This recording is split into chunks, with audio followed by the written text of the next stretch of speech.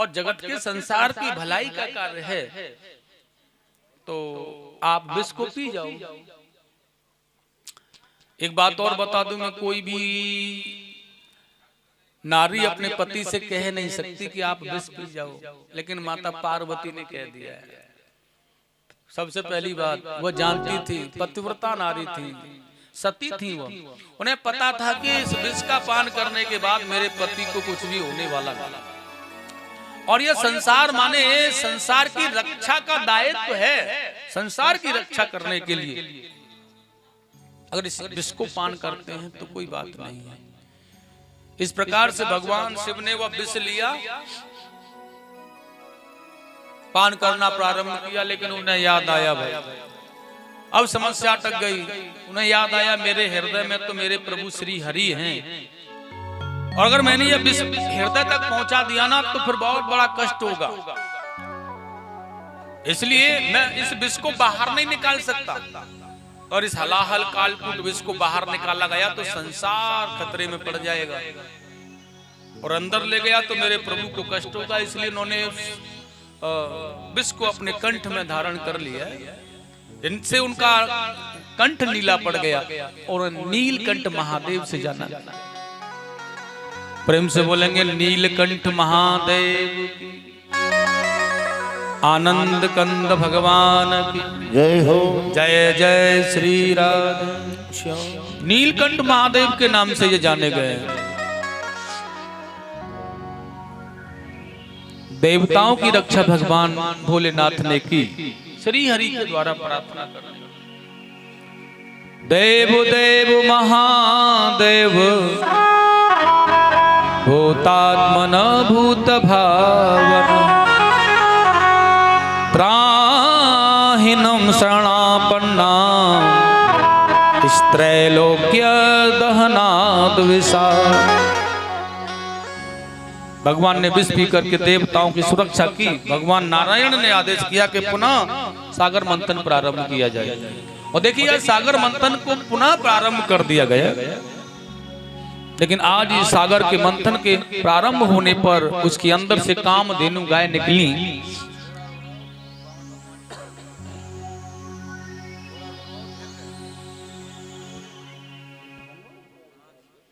और उसके बाद में अग्निहोत्र मुनि उसे ले गए। उसके बाद में सर्वा नाम का अश्व निकला जो दैत्यों को दिया गया। उसके बाद कौस्तुभ मणि निकली जो भगवान श्री हरि को दी गई। उसके बाद में ऐरावत हाथी कल्पवृक्ष अप्सराएं निकली जो देवताओं को दी गई। तत् ऐरावतो नामम बाणेन्द्रो विनग्रत। लेकिन उसके बाद में स्वयं शोभायमान माता लक्ष्मी जी निकल के आई, और लक्ष्मी जी को देख करके सब उसे पाने की इच्छा प्रकट करने लगे। पीछे वालों का मन हुआ लक्ष्मी हमें मिले, आगे वालों का मन हुआ हमें मिले। इधर वाले भी कह रहे हैं हमें मिले, उधर वाले भी कह रहे हैं हमें मिले। यह तो भाई हमें मिलनी चाहिए लक्ष्मी जी। ब्रह्मा जी ने कहा यहाँ सागर मंथन चल रहा है और इस लक्ष्मी के कारण झगड़ा हो जाए, इससे अच्छा है कि बात को संभाल लो। और वह तुरंत आकर के उन्होंने जयमाला हाथ में दे दी और सबसे कहा अपनी अपनी पंक्ति में बैठ जाओ। लक्ष्मी जी जिसके गले में जयमाला डाल देंगी उसी के साथ में जाएंगे, वहीं रहेंगे। और सभी अपना अपना स्थान बना करके बहुत अपने मन में प्रफुल्लित होकर के बैठे। बड़ी प्रसन्नता है कि हमारे गले में तो जयमाला पड़नी ही है। और देखिए सबसे पहले कौन बैठा है आसन पर? ऋषि दुर्वासा। हल्की सी नार को निकाल देते हैं आगे, हमारे गले में पड़ जाए जयमाला। माता लक्ष्मी ने नहीं डाली, आगे बढ़ गई।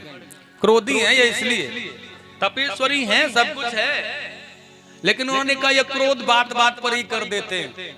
किसी दिन मुझसे गलती हो गई और कोई क्रोध किया और ऐसे करके श्राप दे दिया तो बस सीतारा, क्या फायदा ऐसे पति का।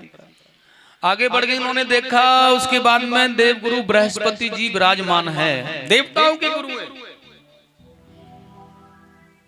ज्ञानी है, यह दिव्य स्वरूप भी है इनका, परंतु आसक्ति रखते हैं शिष्यों में, इसलिए छोड़ दिया। शुक्राचार्य जी की ओर देख करके मुस्कुरा रही हैं, वैभवशाली हैं, ज्ञानी भी हैं। ये सभी दैत्य इनका कहना मानते हैं, संजीवनी विद्या को प्राप्त करने वाले हैं, ये बड़े कुशल हैं, लेकिन विषमता भरी है इनके अंदर। अपने शिष्यों को देवताओं के समान करना चाहते हैं, एक ही पक्ष का साथ लेते हैं। आगे गए, देव राजेंद्र विराजमान हैं आसन पर, देवताओं के राजा हैं, रूपवान, युद्ध कला में श्रेष्ठ, देवताओं के राजा होने के साथ साथ किंतु इनका विवेक कभी कभी काम नहीं करता। बल होने पर, पुरुषार्थ होने पर, सब कुछ होने के बाद में युद्ध न करके भागते, इसलिए ठीक नहीं। उन्होंने कहा दैत्यराज बलि बैठे हैं आगे, ऐश्वर्य और पराक्रम इनका बहुत सुंदर पुरुषार्थ। दैत्यों के राजा हैं, सब कुछ ठीक है, लेकिन आयु क्षीण माने कम है। आगे ब्रह्मा जी बैठे हैं, चार मुख वाले हैं, देवता और दानव दोनों ही इनका कहना मानते हैं, लेकिन आयु बहुत है, मुख भी चार हैं, ठीक नहीं। आगे गई तो देखा भगवान शंकर विराजमान है, दिव्य स्वरूप है, जटाओं में गंगा है, मस्तक पर चंद्रमा सो रहा है। कामी भी बिल्कुल नहीं है, क्रोधी भी बिल्कुल नहीं है, किंतु संग अच्छा नहीं है। भस्म लपेट लेते हैं, मृग चर्म ओढ़ लेते हैं, पर्वत पर बैठे रहते हैं, ठीक नहीं। प्रेतों का साथ, पिशाचों का साथ, चांडाल योगिनी। आगे जाकर के देखा है तो स्वयं भगवान नारायण विराजमान है, दृष्टि नीचे है, अधरों पर हल्की सी मुस्कान है, नयनों में प्रेम है, समभाव सबके लिए, हृदय कोमल है, सबको एक दृष्टि में देखते हैं। लक्ष्मी जी ने कहा कमी तो इनके अंदर भी एक है कि ये दृष्टि को उठा करके हमें देख ही नहीं रहे, लेकिन बढ़िया बात है किसी और को नहीं देख रहे हैं तो, क्योंकि हम इनका वर्णन कर लेंगे तो हम ही रह जाएंगे, फिर बाकी संसार में कोई किसी अन्य पर अपनी दृष्टि नहीं डालेंगे, इसलिए यही ठीक है इन सब में। और उन्हीं के गले में जयमाला डाल दी, और जैसे ही जयमाला डाली, नारायण ने हाथ पकड़ा लक्ष्मी जी का और लेकर के वैकुंठ के लिए सिधार गए। प्रेम से बोलेंगे लक्ष्मी रमण भगवान की। अब क्या हुआ, दैत्यों ने कहा सुनो भैया, देवताओं से तुम अपने अपने घर जाओ, अब यह सागर मंथन कदापि नहीं हो सकता है। देवताओं ने कहा क्यों नहीं हो सकता, क्योंकि हर जो भी वस्तु निकलती है ना उसे तुम ही लोग बांट लेते हो आपस में, हमारा नंबर ही नहीं आने दे रहे। बताओ, लक्ष्मी जी को लेकर के चले गए नारायण, भड़क गए दैत्य लोग। भगवान ने, देवताओं ने कहा भगवान से आप लक्ष्मी जी को लेकर के वहां बैठे हो वैकुंठ में, और प्रभु जी यहाँ पर सागर मंथन नहीं हो रहा, आप क्या करें। भगवान ने इशारा करके कहा देवताओं कह दो दैत्यों से कि अब की बार जो भी निकलेगा वो तुम्हारा ही होगा, ने कहा अमृत भी निकले तो तुम्हारा। दैत्यों की बुद्धि खराब होगी, उन्होंने कहा अमृत तो निकल ही जाएगा, बहुत सी वस्तुएं निकलने के बाद अमृत न निकले, क्योंकि अमृत के लिए हो रहा है। उन्होंने कहा ठीक है, मंजूर है। और सागर मंथन जैसे ही प्रारंभ हुआ है, उसके निकलने से उसके बाद में उनके अंदर से निकला है बाणुरी नाम की कन्या और मदिरा, शराब, जो दैत्यों को दे दी गई है भाई। और उसके बाद में द्विज नाम के चंद्रमा निकले, जो भगवान शंकर को दे दिए गए, बाल चंद्र जिन्हें कहते हैं। और उसके बाद में धनवंतरी भगवान अमृत का घड़ा लेकर के जैसे आए, दैत्य समझ गए कि यही अमृत है, दौड़ करके वो घड़ा छुड़ा करके भागना प्रारंभ कर। देवता कहने लगे प्रभु जी सारी मेहनत पर पानी फिर गया है। भगवान कहने लगे क्या बात हो गई, अरे क्यों रो रहे हो भाई। देवताओं ने कहा प्रभु जी जिसके लिए मेहनत की थी वो तो चला गया। क्या चला गया, अमृत दैत्य लेकर के भाग गए। अब हमारे अंदर तो बल नहीं है कि उनसे जाकर छुड़ा ले। ठाकुर जी ने कहा जब कोई किसी काम को नहीं कर पाता ना तो लखटकिया हम ही है, बस एक जिस काम को कोई नहीं कर पाता उसे हम करते। धैर्य धारण करो, चिंता क्यों कर रहे हो, तुम्हारा अधिकार तुम्हारा अमृत में मिलेगा देवता, घबराओ मत। और उसके लिए सुखदेव जी ने कहा, राजा परीक्षित, भगवान नारायण, भगवान श्री हरि विष्णु ने क्या किया है, आज अपना ही स्वयं का स्वरूप नारी का बना दिया है। मोहिनी अवतार, सारे विश्व को मोहित कर देने वाला मोहिनी अवतार लेकर के भगवान संसार में आ गए।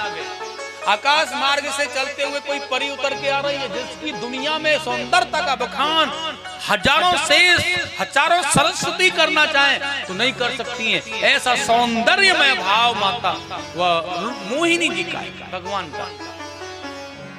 और जैसे ही आए ना दैत्य लोग, तो बुद्धि खराब हो गई उनकी, कामा तो रोने लगे। राजा बलि के सामने समक्ष प्रकट हुए भगवान मोहिनी।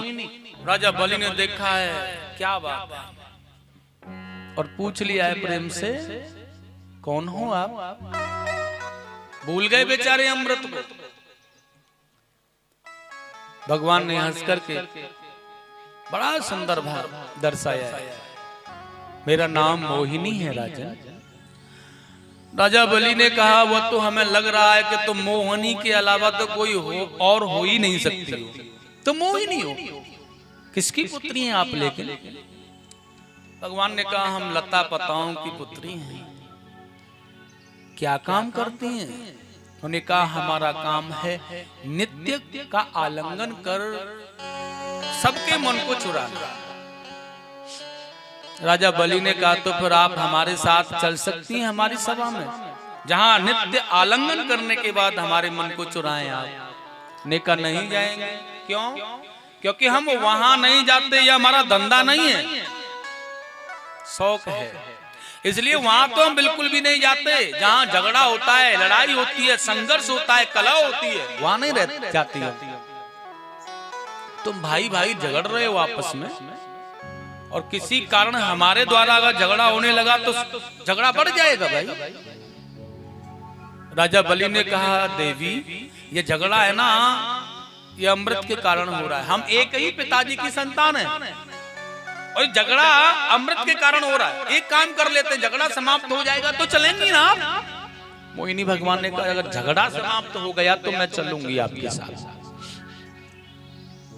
और राजा बलि ने आज कामांत भाव में मोहित होकर के मोहिनी के हाथों में वो अमृत का घड़ा दे दिया। यह अमृत आप ले लो, बांट दो बराबर बराबर, झगड़ा समाप्त हो जाएगा, फिर चल। और सुखदेव जी स्वामी कह रहे हैं, राजा परीक्षित, एक पंक्ति में देवता बैठे, एक पंक्ति में दैत्य बैठे। मोहिनी भगवान ने राजा बलि से कहना प्रारंभ किया, ये अमृत है ना, समुद्र में रखा था, न जाने कब से रखा है, कितना समय बीत गया राजन, इसलिए जम गया है। गाढ़ा गाढ़ा अमृत नीचे है, पतला पतला अमृत ऊपर है। आप बताओ कौन सा वाला अमृत पियोगे? गाढ़ा पियोगे या पतला पियोगे? राजा बलि ने कहा, गाढ़ा अमृत पीने से क्या होगा? कोई नहीं, भगवान ने मुस्कुरा करके कह दिया, अगर गाढ़ा अमृत पियोगे ना तो ज्यादा दिनों के लिए अमर हो जाओगे, और पतला अमृत पियोगे तो कम दिनों के लिए अमर रहोगे आप। देवताओं ने कहा, दैत्यों ने, फिर तो हमें गाढ़ा वाला ही अमृत पिलाना आप। देखिए वही भगवान मोहिनी आज दैत्यों से कह रहे हैं, तो फिर ये मैं पतला वाला अमृत देवताओं को पिला दूं? पिला दो। और देखिए देवताओं की पंक्ति की ओर बढ़कर के भगवान अमृत पिला रहे हैं। लेकिन उन्हीं दैत्यों में एक सर्वांगु नाम का दैत्य था, बड़ा चालाक है। उसने विचार किया, ऐसा न हो जाए कि कहीं इस गाढ़ा पीने के चक्कर में यह पतला भी हाथ से चला जाए। और सुनो, अगर दोनों ही सत्य हैं, पतला और गाढ़ा अलग अलग, तो मैं 2 बार अमृत पीऊंगा, जो कि सबसे ज्यादा अमर हो जाऊं।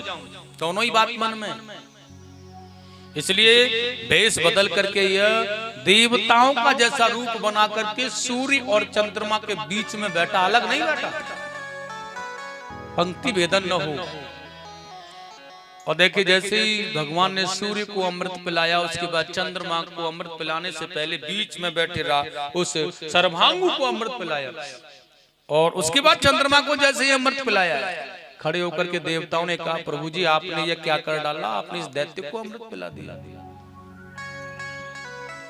भगवान ने कहा, देवताओं पंक्ति भेदन न हो सके इसलिए। लेकिन चिंता मत करो, भगवान ने सुदर्शन का आह्वान किया, गर्दन पर चला दिया। अब तो भैया वो गर्दन तो कट गई, लेकिन एक नहीं दो हो गए, मरे नहीं, क्योंकि अमृत नीचे उतर गया है, इसलिए वो मरे नहीं। अलग सर है, अलग धर है, दो विकराल। देवताओं ने, भगवान ने कहा और टुकड़े किए जाएं इसके। देवताओं ने कहा छोटे छोटे बनाओ, लेकिन सूर्य चंद्रमा ने हाथ जोड़ दिया, ये भी विवेक रूपी हैं। नहीं भगवान, दो ही बहुत हैं, क्योंकि ये मरेंगे नहीं, इनकी और संख्या बढ़ती जाएगी, और ये बहुत अत्यधिक परेशान करेंगे तो हमें करेंगे, किसी और को नहीं। इसलिए इन दैत्यों की संख्या इतनी रहने दो, इन्हें देवताओं के जैसा अधिकार मिल गया, या कम है क्या? इसलिए वो राहु और केतु के नाम से आज भी नवग्रहों में सम्मिलित होते हैं। आज भी ग्रहों के रूप में बैठे हुए हम आपको सबको परेशान कर रहे होते हैं वो, और चंद्रमा सूर्य को तो आज तक परेशान करते चले आ रहे हैं। देखिएगा, जब ग्रहण के रूप में आप देखते हैं ना, तो वही उन्हें घेर रहे होते हैं, उस समय उनका पीछा कर रहे होते हैं, उन्हें घेर रहे होते हैं। इसलिए हम उनको सांत्वना मिले, उन्हें कष्ट से मुक्ति मिले, इसलिए ग्रहण के समय हमें भजन करना चाहिए। तो क्योंकि संसार के जीते जागते हुए देवता हैं चंद्र और सूर्य, जो हमें प्रत्यक्ष दर्शन दे रहे हैं। जाने की जरूरत नहीं है कहीं, उनके पास जाने की जरूरत नहीं, उसके लिए कुछ करने की जरूरत नहीं है, वो हमें प्रत्यक्ष दर्शन दे रहे हैं। इसलिए इतना तो हम उनके साथ कर ही सकते हैं। भगवान ने कहा, जब इस प्रकार से भगवान ने उसका वध किया, तो दैत्यों ने देखा कि हमारे साथ छल किया है, और इन्हें पकड़ो, देवताओं को मार डालो। भगवान नारायण ने इशारा किया, देवताओं तुमने अमृत को पा लिया, इसलिए क्या देख रहे हो, युद्ध प्रारंभ कर डालो, तुम मरने वाले नहीं हो। और उसी पल देखिए, यहाँ विश्व का सबसे बड़ा युद्ध देवासुर संग्राम हुआ है, राजा बलि के साथ देवताओं का युद्ध, दैत्यों का और देवताओं का महायुद्ध हुआ है, जो कि देवासुर संग्राम के नाम से जाना गया है। लेकिन इस युद्ध में देवताओं की विजय हुई है और दैत्यों की पराजय। राजा बलि को मार डाला, देवराज अपने सिंहासन पर आरूढ़ होकर के आनंदित होने लगे। लेकिन उसी पल शुक्राचार्य जी ने देखा कि मेरे शिष्यों के साथ कपट और छल किया गया है, इसलिए राजा बलि को उन्होंने जीवित कर लिया संजीवनी विद्या के द्वारा। और जब राजा बलि को जीवित कर लिया है ना, तो राजा बलि ने भी कह दिया, अब ये जो भी कुछ दिया हुआ है ना, आपका दिया हुआ है भगवान, आप जो भी करेंगे मैं वही करूंगा। तो देखिए, आज बहुत सुंदर यज्ञ कराया, विश्व को जीतने वाला ऐसा यज्ञ कराया जो सारे विश्व को जीतता हुआ राजा बलि चला जाए। इस यज्ञ को होने के बाद में बड़ा सुंदर देखिएगा, तर्कस, धनुष, बाण, कवच निकला, सर्वजित नाम का रथ निकला, जिस रथ पर सवार होकर के अजय रहेगा बलि, जीता नहीं जा सकता किसी से। इस प्रकार से आए ध्वजा लगा करके अकेला बलि जब तैयार हो गया परिपूर्ण रूप से बल पौरुष शक्ति के साथ में, शुक्राचार्य जी ने कह दिया, देवताओं पर जाकर के आक्रमण करो।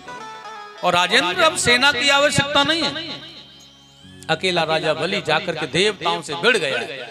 और देखिए, अकेले आते हुए राजा बलि को जब देखा देवताओं ने, वो बेचारे अपने अपने आसनों को छोड़ करके भाग गए, अमर हो गए, अमृत पी लिया, मरेंगे भी नहीं, फिर भी भाग रहा है। यही कमी देवताओं के अंदर रही, इसी कारण से लक्ष्मी जी ने इनको अपनाया नहीं, बिल्कुल भी कदापि।